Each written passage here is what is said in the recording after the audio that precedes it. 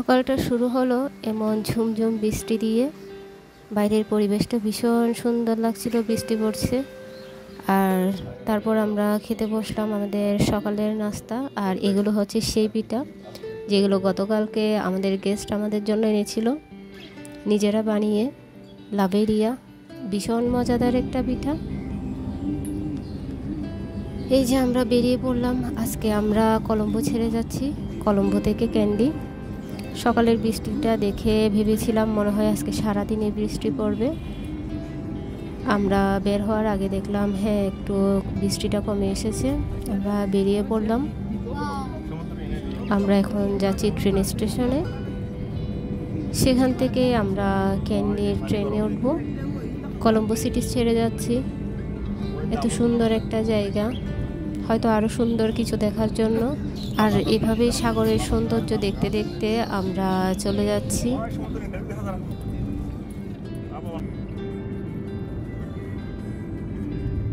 আকাশটা ভীষণ মেঘলা, মাঝে মাঝে বৃষ্টি পড়ছিল।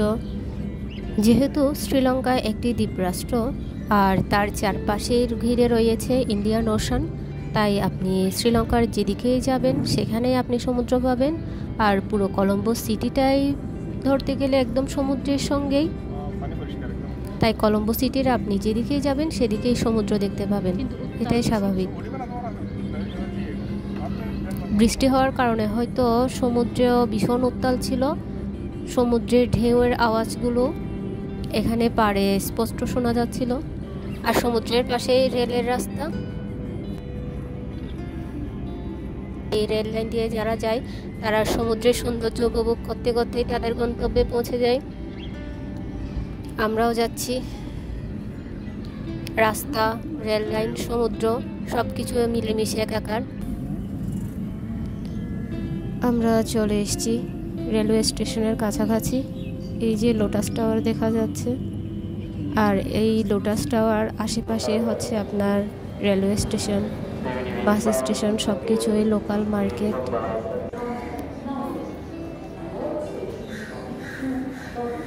এখানে এসে আমরা বসেছিলাম, আমাদের ট্রেন একটু পরেই ছাড়বে, এখনও আসেনি।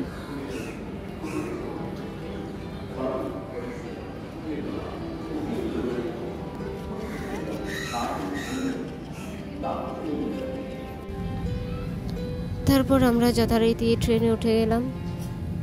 সেদিন যেহেতু বৃষ্টি পড়ছিল, এমনিতেই ওয়েদারটা ভীষণ ঠান্ডা ছিল, তারপর আমরা নিয়েছিলাম এসি বগিতে।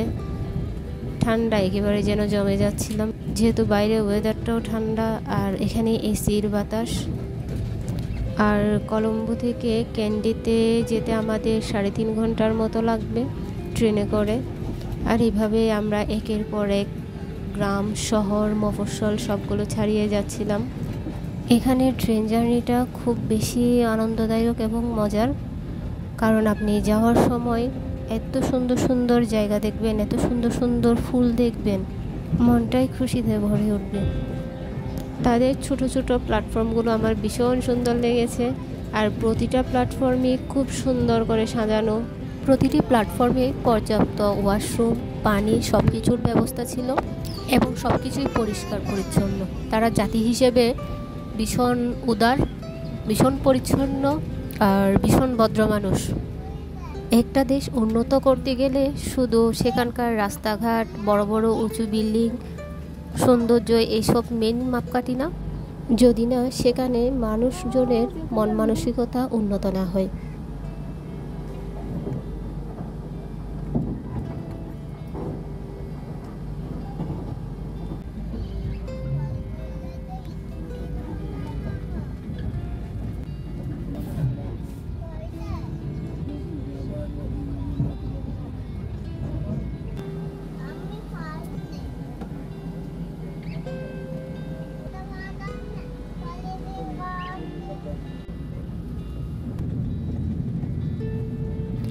পাহাড় বেয়ে ট্রেনটা যখন যাচ্ছিল তখন সেটা অন্যরকম একটা অনুভূতি। পাহাড়ের উপর আঁকাবাঁকা রাস্তা, আর সেখানে ট্রেন চলছে। আমাদের দেশেও যদি এমন একটা রেল ব্যবস্থা থাকতো, আমাদের চট্টগ্রাম, খাগড়াছড়ি, বান্দরবান রাঙ্গামাটি এইসব জায়গা নিয়ে যদি একটা ট্রেনের ব্যবস্থা থাকতো তাহলে হয়তো আমরাও এই জিনিসটা উপভোগ করতে পারতাম। আফসোস আমাদের এখনো হয়নি এই জিনিসটা। প্রায় 3.5 ঘন্টা জার্নি শেষ করে আমরা চলে আসছি ক্যান্ডিতে।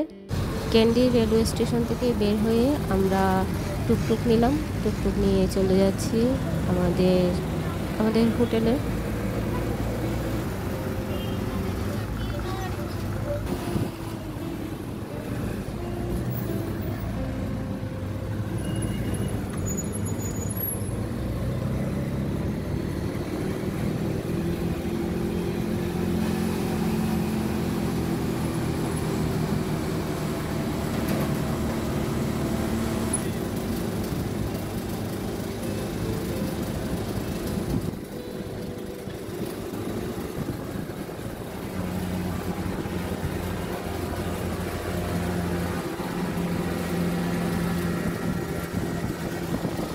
স্টেশন থেকে আমাদের 10-15 মিনিটের মতো সময় লেগেছিল আমাদের এই হোটেলে আসতে।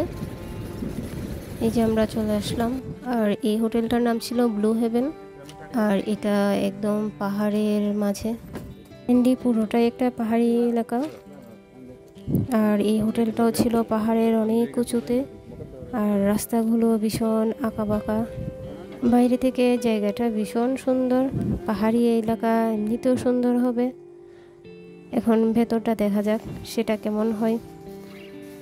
এই নিচে একটা সুইমিং পুল ছিল, একটা বারান্দা, খোলা বারান্দা সব দিক দিয়ে, আর এপাশে ছিল ডাইনিং এরিয়া।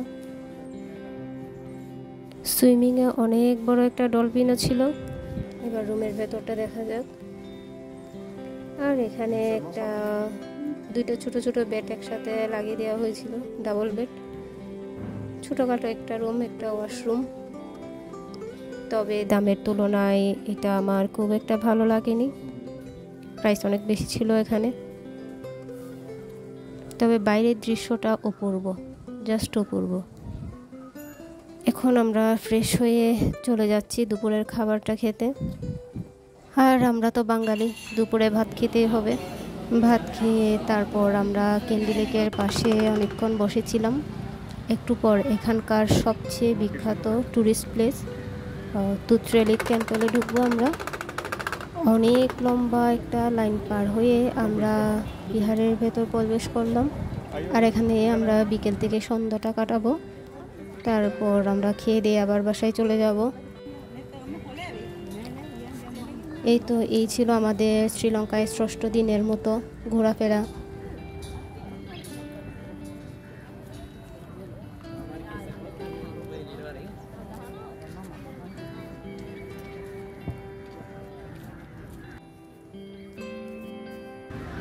আর এই ক্যান্ডি লেকের পাশে তুত্রি লেক টেম্পলে এত পরিমাণ মানুষ, এত বেশি ট্যুরিস্ট, এখানে বসার কোনো জায়গাও পাওয়া যাচ্ছিল না।